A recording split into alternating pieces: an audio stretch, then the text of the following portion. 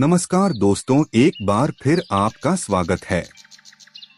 आप सभी का अपना प्यारा सा YouTube चैनल JCG के स्टूडियो पर। दोस्तों, आज हम जानेंगे विश्वामित्र और मेनका की प्रेम कहानी। जब विश्वामित्र के तप को भंग करने धरती पर आई मेनका। दोस्तों, एक महिला को ईश्वर ने सभी गुण बताए हैं जिससे वह अगर चाहे तो पूरी दुनिया पर सिर्फ अपनी विश्वसनीयता और विवेक से राज कर सकती है।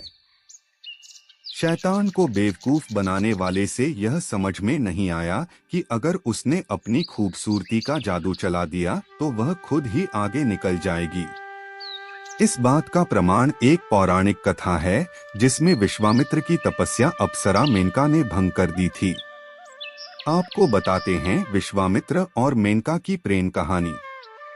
विश्वामित्र मेनका की प्रेम कहानी।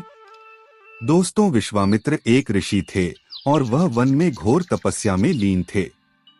उनकी तपस्या का उद्देश्य एक नई दुनिया का निर्माण करना था।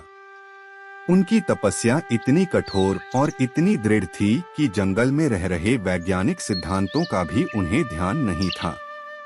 पानी बह रहा था, जानवर चल रहे थे, मानव अपने समाज में जुड़े हुए थे, लेकिन विश्वामित्र एक ही स्थान पर बैठे घोर तप में लीन थे। जब नारद मुनि को यह बात पता चली तो उन्होंने यह बात स्वर्गलोक देवता महाराज इंद्र को बताई। नारद मुनि की बात सुनकर हैरान और चिंतित हो गए।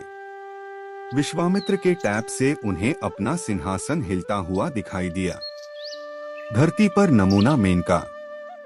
दोस्तों, इंद्र को अपनी गद्दी से बहुत मोह था।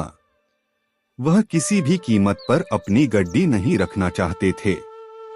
विश्वामित्र की घोर तपस्या से उन्हें अपने सिंहासन खो जाने का भय सताने लगा। उन्होंने विश्वामित्र की तपस्या भंग करने की योजना को सुंदर बनाया और इसके लिए उन्होंने इंद्र की सबसे अप्सरा मेनका को धरती पर जाने का आदेश दिया। अप्सरा की सुंदरता ऐसी थी कि देवता भी उस पर मोहित हो गए थे। फिर क्या थी इंसान की बात।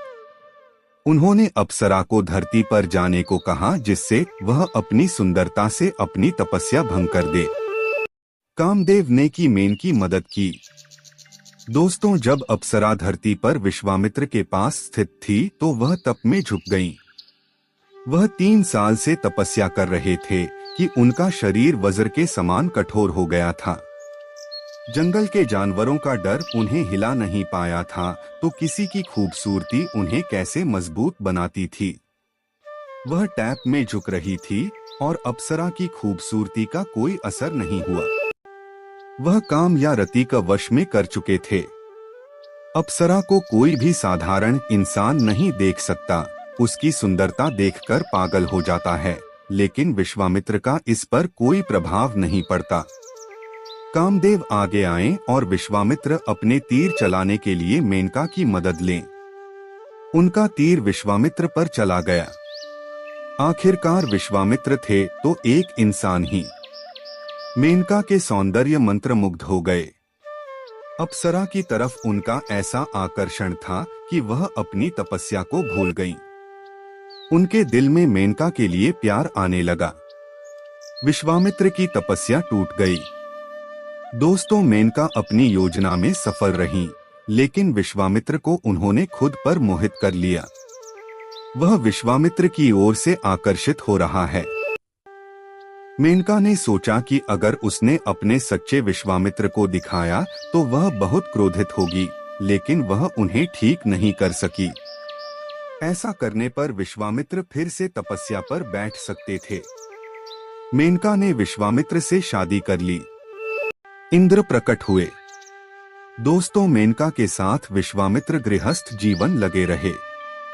वह भूल गया कि वह किस उद्देश्य के साथ टैप करने बैठा था।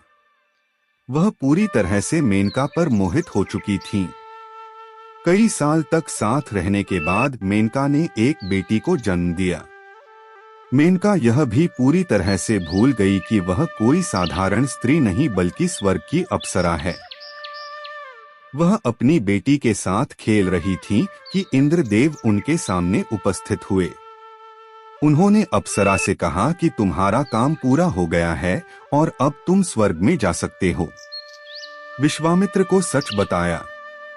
दोस्तों, मेनका का यह रिकॉर्ड ही टूट गया। उनके मन में अपनी पत्नी और बेटी के लिए बहुत प्यार था।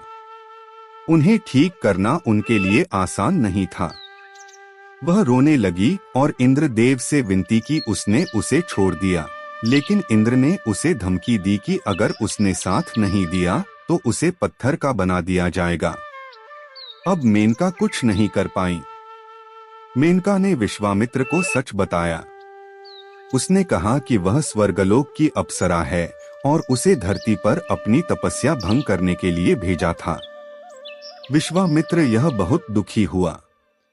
मेनका ने बेटी को विश्वामित्र के करीब और इंद्र के साथ छल किया। विश्वामित्र ने उस आश्रम को एक ऋषि के आश्रम में जंगल में छोड़ दिया।